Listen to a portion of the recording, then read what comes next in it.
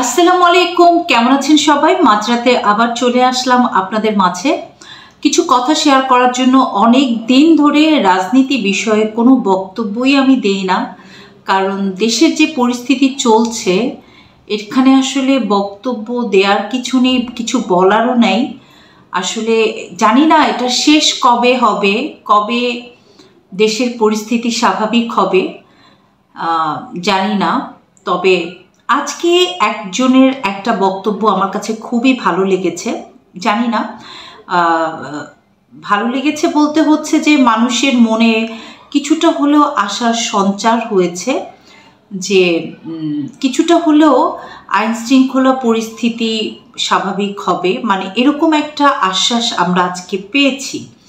তো ওনার বক্তব্য নিয়ে আমি আজকে আলোচনা করব, আপনাদের সাথে আলোচনা করতে এসেছি।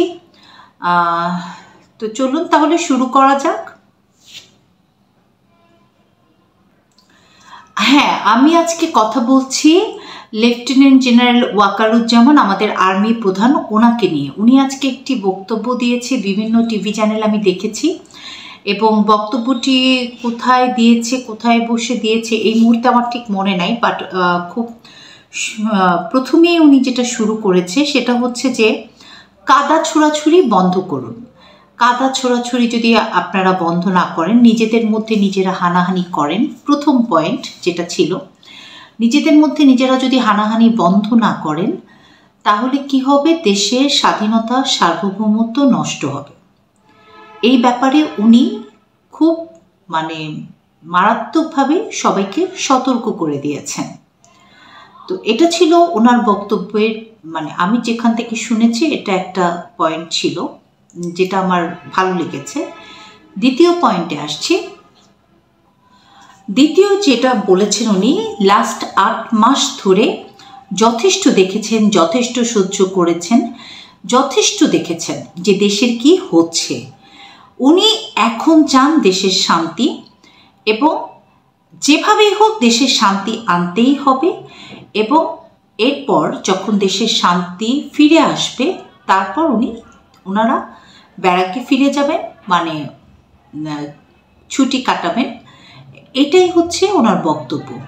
যে কোনো মূল্যে দেশের শান্তি শৃঙ্খলা পরিস্থিতি যাতে ফিরে আসে পূর্বের মতো, সেটাই উনি চাচ্ছেন।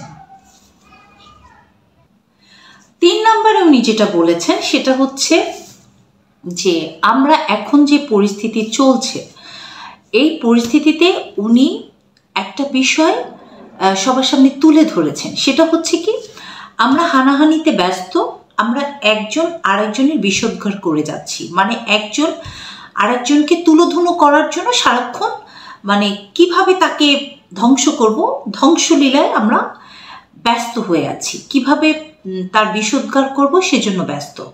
এবং এই ফাঁকে কি হচ্ছে, অপরাধীরা চান্স পেয়ে যাচ্ছে। তারা ভাবছে যে এই তো সুযোগ, এরা তো হানাহানিতে ব্যস্ত, তো আমরা এই ফাঁকে অপরাধ সংগঠিত করি। এবং অপরাধীরা চিন্তা করছে যে এখন যদি আমরা অপরাধ করি তাহলে আমরা এখান থেকে পরিত্রাণ পেতে পারব। এটাই হচ্ছে সেনাপ্রধানের বক্তব্য।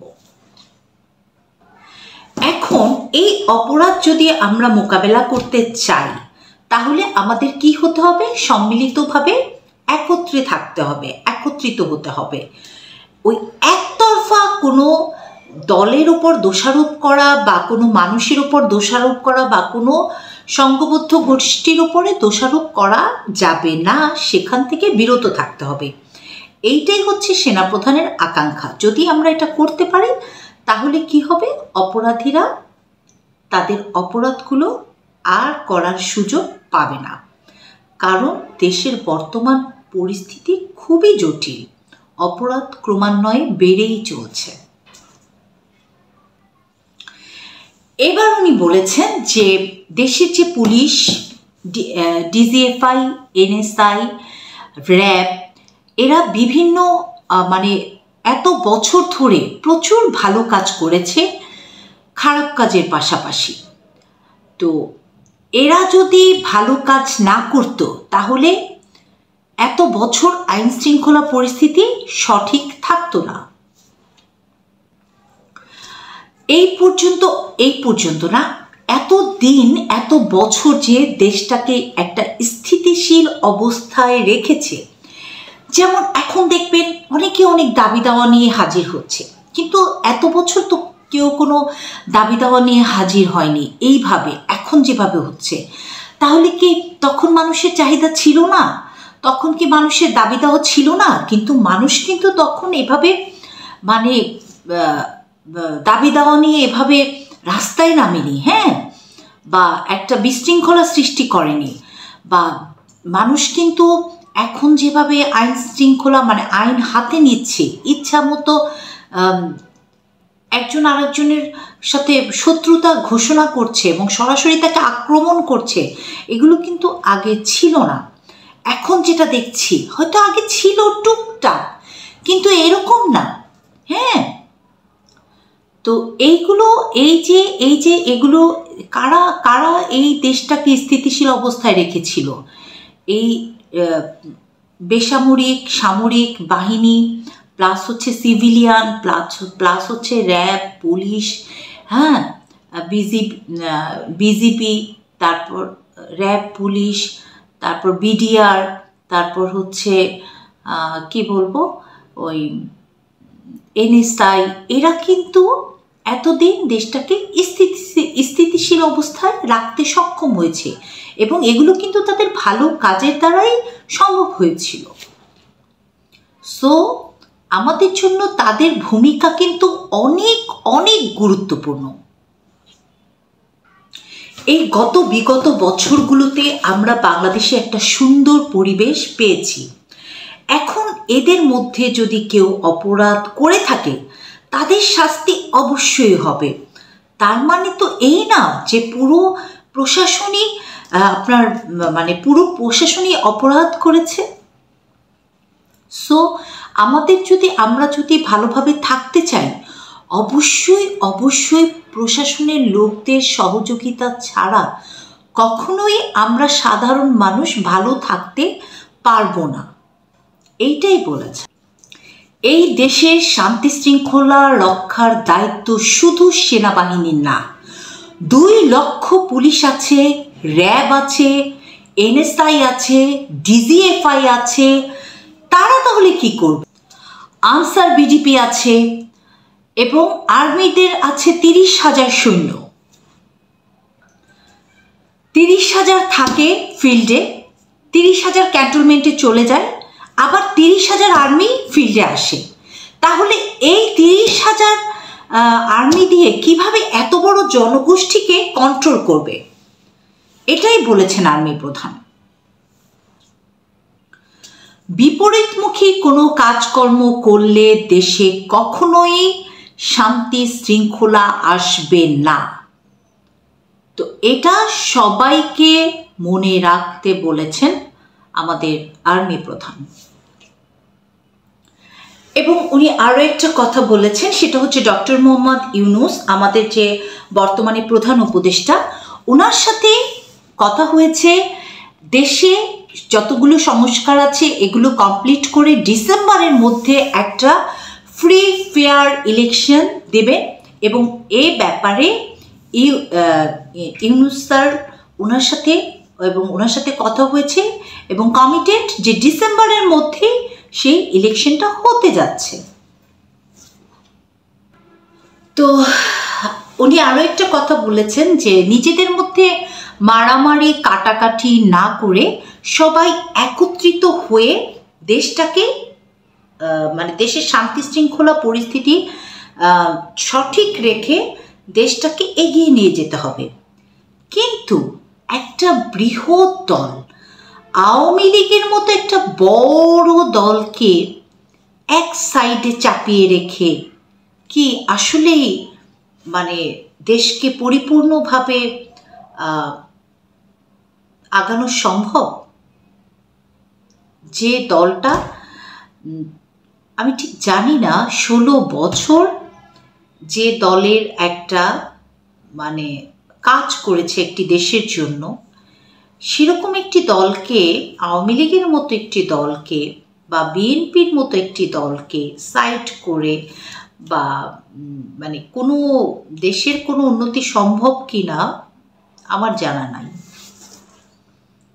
উনি খুব রেড সিগন্যালের মতোই বারবার বলেছেন যে নিজেদের মধ্যে যদি আমরা শান্তি, শৃঙ্খলা, সমঝোতা বজায় রাখতে না পারি, তাহলে দেশ এবং জাতির স্বাধীনতা এবং সার্বভৌমত্ব বিপন্ন হবে এবং তখন ওনাকে দোষারোপ করা যাবে না।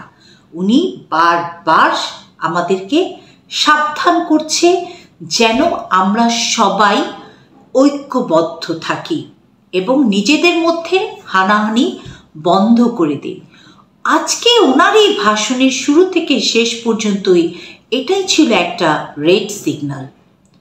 এই রেড সিগন্যাল আমাদের সবারই মাথার ভেতরে নেওয়া উচিত, আমি অন্তত সেটা মনে করি।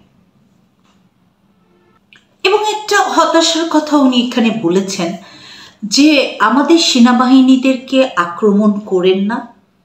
সেনা প্রধান এবং সেনাবাহিনীর প্রতি একটা বিদ্বেষমূলক আচরণ বর্তমানে মানুষের মধ্যে, অনেকের মধ্যে বা কিছু কিছু লোকের মধ্যে দেখা যাচ্ছে, যেটার কারণ উনি এখনো খুঁজে পাননি।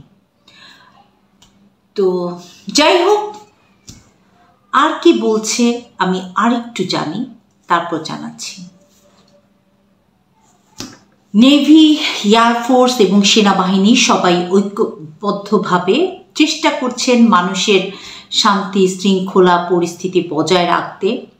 তো ওনাদেরকে আক্রমণ করতে নিষেধ করেছেন এবং ওনাদেরকে সাহায্য করতে বলেছেন যাতে ওনারা সমাজের মধ্যে শান্তি শৃঙ্খলা বজায় রাখতে পারেন, দেশে একটা সুন্দর স্থিতিশীল স্বাভাবিক পরিবেশ সৃষ্টি করতে পারেন যেখানে মানুষ শান্তিতে নিঃশ্বাস ফেলতে পারে। তো যাই হোক, এই রেড সিগন্যাল নিয়ে আপনাদের কি চিন্তা ভাবনা, আপনাদের কি মন্তব্য অবশ্যই কমেন্ট বক্সে লিখবেন, আমার সাথে শেয়ার করবেন। তো আজকে এই পর্যন্তই। রাজনীতি নিয়ে আসলে কোনো কথাই বলতে চাই না, তো কিন্তু আজকে একটু মানে আমার মনে হলো যে এই বিষয়টা আপনাদের সাথে শেয়ার করা দরকার। হ্যাঁ, তো কেন এই রেড সিগন্যাল জানা নেই আমার। সবাই ভালো থাকেন, অনেক রাত হয়েছে, আজ আর কথা বাড়াবো না। সবাই ভালো থাকেন, আল্লাহ হাফিজ, আসসালামু আলাইকুম।